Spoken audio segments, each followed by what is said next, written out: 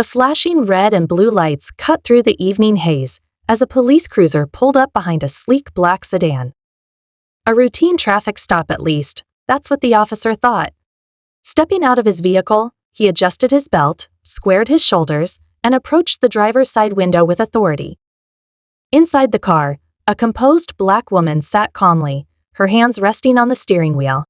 She had done nothing wrong, yet she could already sense where this was going.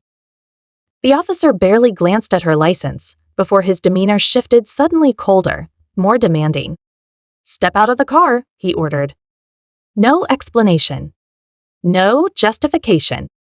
She knew her rights. She also knew this wasn't just about a traffic violation. But rather than resist, she complied, watching as the officer's suspicion hardened into something uglier. His assumptions spoke louder than his words. Then came the moment he wasn't prepared for. As he reached for his cuffs, she finally spoke with quiet authority words that stopped him cold. "I suggest you take a closer look at that ID, officer." Confusion flickered in his eyes as he glanced back at the license, his grip on control slipping. And in that instant, he realized his mistake. But was it too late? The officer's fingers tightened around the cuffs, his knuckles going pale as the weight of her words sank in. He hesitated, blinking down at the ID in his other hand, the one he had barely glanced at before making his decision. The badge number, the title state attorney, stood out now, unmistakable, undeniable. His jaw tensed, but his grip on control was slipping fast. For a long moment, silence stretched between them. The tension in the air was thick, almost suffocating. The woman didn't move, her steady gaze locked onto his. She had seen this before, felt the judgment, the assumptions, the rush to condemnation. But tonight, there was something different. Tonight, it wasn't just happening to someone else. It was happening to her.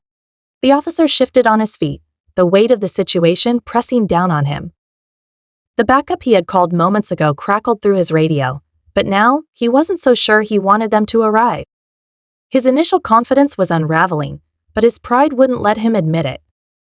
Instead, he tried to mask his unease with authority. "Step over here," he said, his voice just a little less sure. She didn't move. "Am I under arrest?" A flicker of frustration crossed his face. He wasn't used to being questioned, not like this. "I said, step over here." "And I asked if I'm under arrest," she countered, her voice unwavering. His silence was all the answer she needed. Another officer pulled up, the sound of tires crunching against the pavement, breaking the stillness of the night.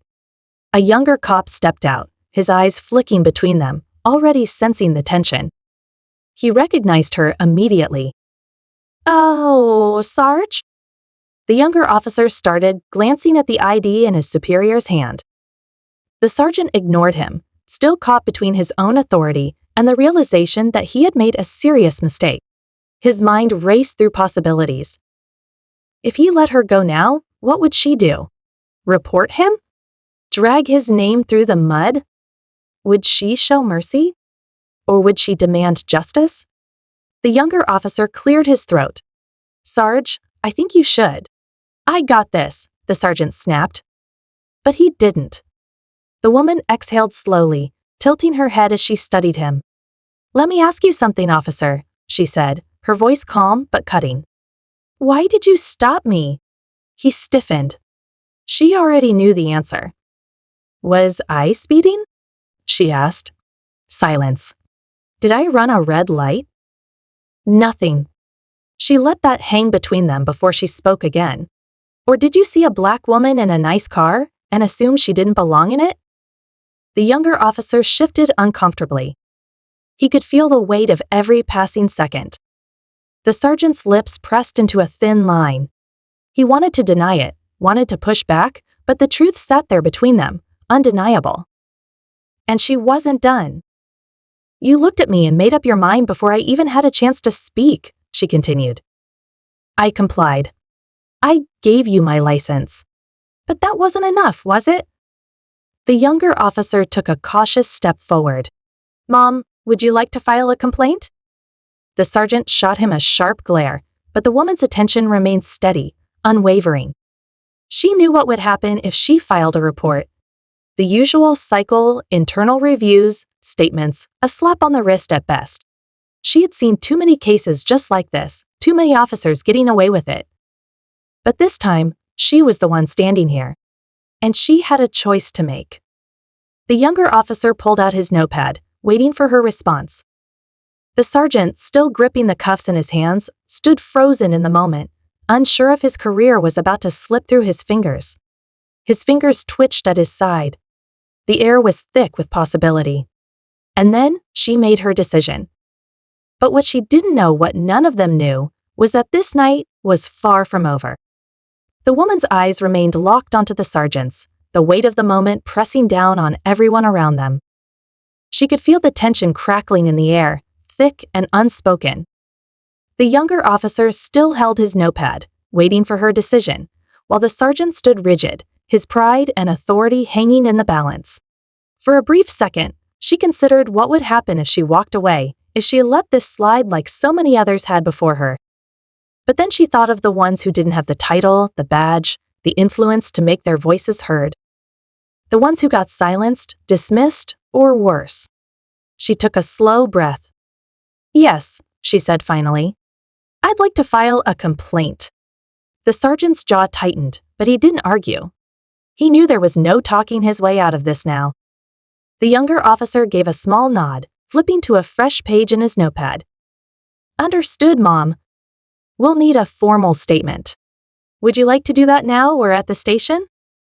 The sergeant exhaled sharply through his nose, clearly fighting the urge to intervene. But for once, his authority wasn't the strongest in the room.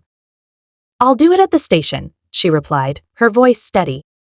"But before that, I want to hear something from you, officer." Her gaze never wavered as she turned back to the sergeant. "I want you to tell me right now why you pulled me over." The sergeant hesitated. His hands curled into fists at his sides, his mind racing for a way out, but there wasn't one. The truth sat between them, undeniable, unshakable. He swallowed hard.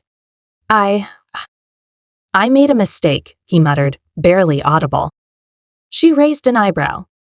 "A mistake?" His nostrils flared slightly, his jaw working. He hated this.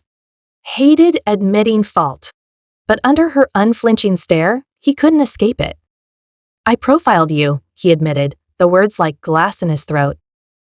"I saw you and assumed something I shouldn't have." The younger officer looked down, uncomfortable. The silence that followed was deafening. The woman exhaled slowly, nodding. "That's the first honest thing you've said tonight," she said. "But the problem is, you didn't just make a mistake, you made a choice. A choice based on bias.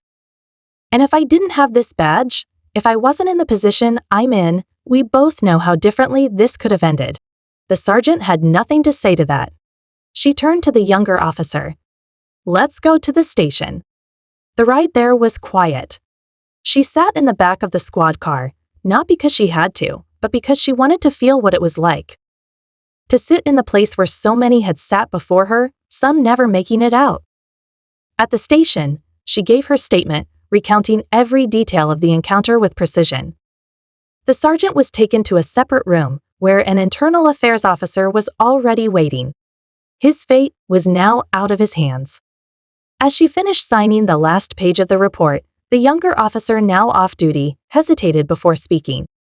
"I just wanted to say, I'm sorry," he said, rubbing the back of his neck. "For what happened. And for not stepping in sooner." She studied him for a moment, searching his face. Unlike his superior, there was no arrogance, no defiance, just regret. "You still have a choice," she said. "You can be different. You can speak up when things like this happen. Not just when it's convenient, but always." He nodded, her words sinking in. As she stepped out of the station and into the cool night air, she felt the weight of the night settle over her. This wasn't just about one officer or one bad decision.